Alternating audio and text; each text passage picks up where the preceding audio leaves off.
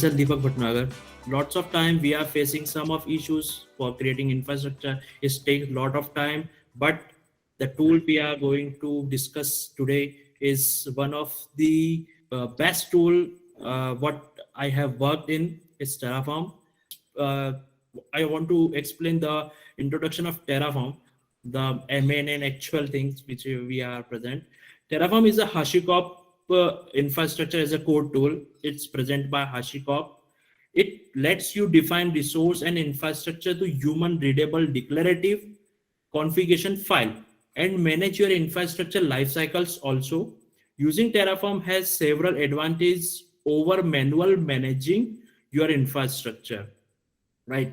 Terraform is an infrastructure as code tool that allows you to build, change, and version infrastructure safely and efficiently, right? The pillars are to provision the infrastructure are first is scope, author, initial, plan, and apply. Only these 4-5 pillars are the Terraform is working on. The scope is identify the infrastructure for your project. What is the scope? How many resources are going to create over cloud, right? The author who is writing the scripts to provision the infrastructure. First, we have to initialize the plugins, whatever your cloud like AWS, Azure, GCP. So you have to install the all the plugins. Then you plan and then apply. If any kind of error or any kind of mistakes you did in while writing your code, it will be shown on the plan state, right? Terraform can manage infrastructure on multiple clouds. It has a huge variety of clouds. I think 1,000 plus variety it has, right? The human readable configuration language helps you write infrastructure code quickly. Terraform state allows to track resource changes throughout your deployment, right? When I am talking about the track your infrastructure means Terraform keeps track to your real infrastructure in a state file, which act as a source of truth of your environment. Terraform uses the state file to determine to make your infrastructure so that it will match your configurations. But here is some problem. If when we are talking about the production level environment, so we are creating a huge kind of resources, around 70 to 80 resources will be provisioned to the cloud, right? So here we are facing some problems, like if the resources are interdependent, and when we are provision the infrastructure, so every time we have to go to the console and check the when the subnets are connected to the VPCs or not, firewall are connected to the subnets or not. So this is a huge and hectic work for me. So our QA team is proposing some of the tools of Terraform, which help me to test the infrastructure. So now Manvi can moving forward to introduce the things. Over to you, Yeah. Manvi. Thank you, Deepak. Yeah, so since Deepak had already mentioned that how hectic it is to test the infrastructure code manually, so I'll walk you through all the challenges that we can face using the manual testing of the infrastructure. So as on the slide, you can see the three features, the three challenges: cost, delay, and feedback loops, and time. And that is definitely the most important thing that we need to consider before proceeding to any kind of application or be it infrastructure we are testing on. So for manual testing, what first challenge was cost. Since we are testing all the suite of infrastructure as a manual test, so that takes a lot of cost to particularly implement like some of the infrastructure and some for the particular time. And the second thing that we face is delay in feedback loops. And obviously, since we are facing the high cost and we are taking the increased time, so that will obviously lead to delayed in feedbacks. And then third is time, as I already explained. Now, since the solution for this manual testing, so we have moved to test-driven development that makes use that first we write a script that just gives us pass or fail, and then we run all those verifications, and finally we just delete or destroy all the infrastructure that we have on the console or any platform we are using. Yeah, since we all know that we have a pyramid to follow for testing, that is unit testing, integration testing, and then comes the end-to-end testing, that is the UI testing. So unit testing is just for a particular module that we divide whole of the infrastructure in a very smaller units that are known as Terraform module.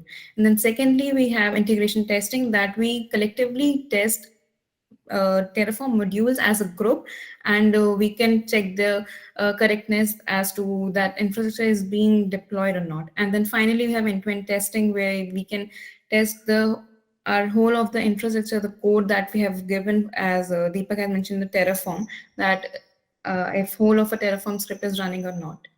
Yeah, in this we can see that we have static as well as dynamic test tools. So for static, we have Checkov, that is a static code analysis that only scans the Terraform code that we have given in the script. And it is a Python-based framework. It is very handy. You just need to run it on the directory that in which the Terraform script is there. So, and for the dynamic test tool, we have TerraTest. That is a very, very handy tool, and that is all testing tool that we are going to talk about. So, TerraTest is a very efficient Golang library framework, and we can use it to even use it for unit tests, integration tests, and as well as for end-to-end tests. So that's why we consider using this tool for our testing. So let's deep dive into Checkov workflow. So basically, when we talk about Checkov, we use it after the static checking of a code we have done. Like for manually, if we have checked that our code contains no errors, then we can move on to Checkov. It runs in the directory in which I've already mentioned that the Terraform code is contained. So basically, sanity testing is done. And then the workflow of Checkov is that it is basically used when with CI/CD. So whenever pull request is open, so we can scan it using the Checkov and we can test if there are any errors or not. And then finally, we can update our infrastructure that it is correct and we don't have any issue, so we can proceed forward. So on the screen, the output of a Checkov is displayed. When I ran it on the directory in which my Terraform code script is there, so we got the failure pass for two test cases and it failed for one. So you can say that bucket should log access. So it's failing for that issue. So we know in which part of a Terraform script that code is failing. So now TerraTest workflow, as I've already mentioned, that we can use TerraTest for unit test, end-to-end test, and integration test. Like all through the testing, we can use TerraTest. So the basic workflow of TerraTest is we write file in Go, test file in Go, wherein we can mention which Terraform script it needs to pick up and what all it need to check on that Terraform, like what assertions we need to do. The second step is we can use TerraTest to deploy infrastructure. TerraTest actually deploys the infrastructure on a real cloud. If we are using for a company, we use GCP, so we can deploy the actual infrastructure on GCP.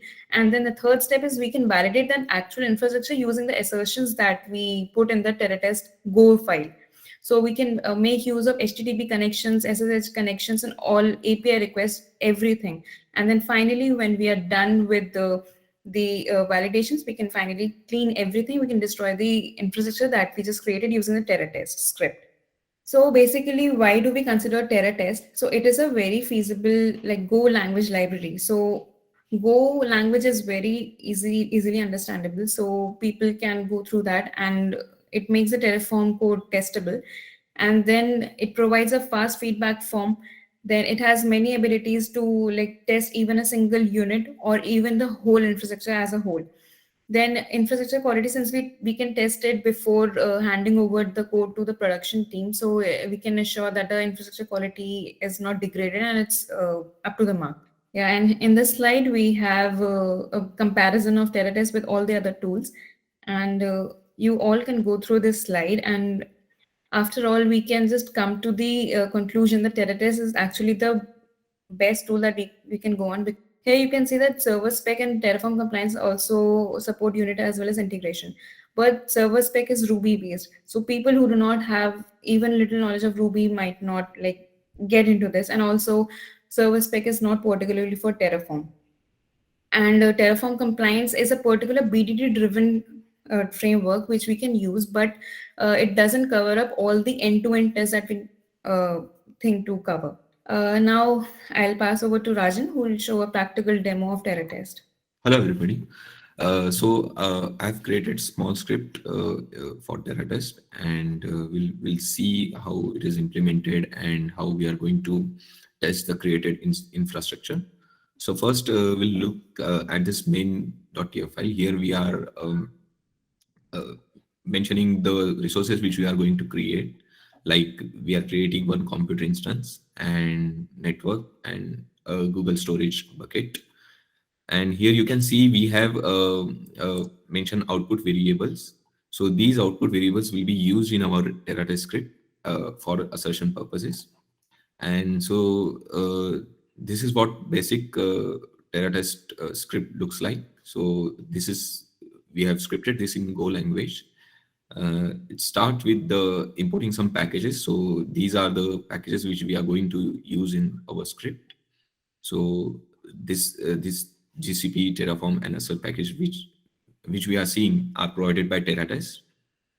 This is our basic testing function. So we are starting our uh, testing function here. We are passing our testing variable, and this will show that we can execute this test parallelly, uh, and verify one or more resources in parallel manner. And so here we are creating object of Terraform options, where we are passing the path of that particular main file, where we are going to execute that particular Terraform command.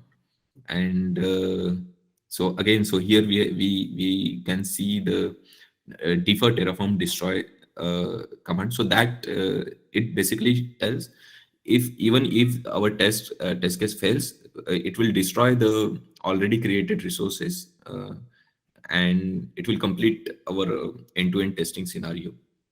Then again, these are the basic commands for Terraform init and Terraform apply. So when we pass Terraform apply, so the resources mentioned here will get created on our Google Cloud Platform. So we are using GCP, and after that we can so those output variables which we have declared here, we can use them, and we can with the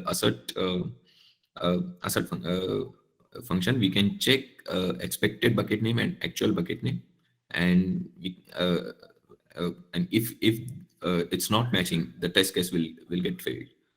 Also, Terraform provides this GCP package, where it will send an HTTP request to check the past bucket name is existing in the cloud in that cloud storage bucket list. Then we are going to check if compute instance is created. So here we have created a instance object. So basically, TerraTest will what TerraTest will do, it will establish a SSH connection, and it will provide the object of instance which we have created. And again, then we can fetch various details with this object. Like so, here I have fetched the status of that particular instance. So we are providing assertion there that if it is running, then our test will pass, and if it's other than any other status, so our test will fail right there. And then again, we here we are creating network. So basic, it will create our main network, and then we are just provide asserting the network name, actual network name, and expected network name. So I'll just execute this file. So here we can see, so in Go, we have a basic command, go test, and this timeout. Timeout is there. So timeout is basically if all you have created, you have initiated a command to create your resources, but due to some error, if it's getting stuck there, so it will wait for 30 minutes, and within 30 minutes, if your test is not getting completed, it will automatically uh, stop there. And then here we are passing the log file. So here the logs will get generated, which will show the detailed end-to-end result of what uh, what test we have performed and what resources we have created during that particular test session, and all the assertions, etc. So I have entered that command. Now it will start initializing modules and our Terraform script.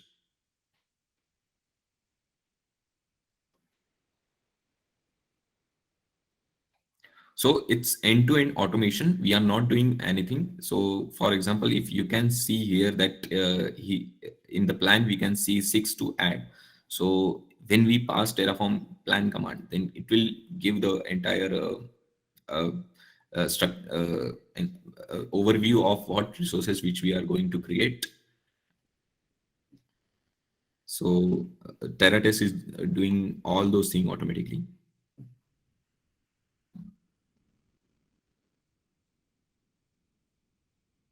Now it's creating compute. Okay, so now we can see that Terraform apply is completed and 6 resources are added.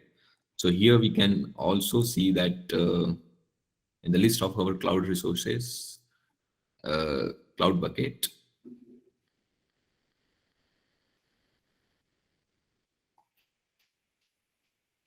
So yeah, so this is the bucket which we have created in that particular session. And VM instances, we can see. So this is a VM instance which we have initiated. Now the script will uh, verify that particular asserts, and after verification is complete, it will automatically apply destroy command. So after Terraform destroy, now it's destroying all the resources which we have created in that particular test session. So no need to do all those things manually. So after all this, we can see here we can get log file like this. So it will show the log file, and also it will generate a HTML report. This is old report. This is not related to this test, but in that particular format, you can see what are the tests which we have executed, and if there is an error, we can see here in which particular area it's getting failed. So yeah, that's it about the practical implementation.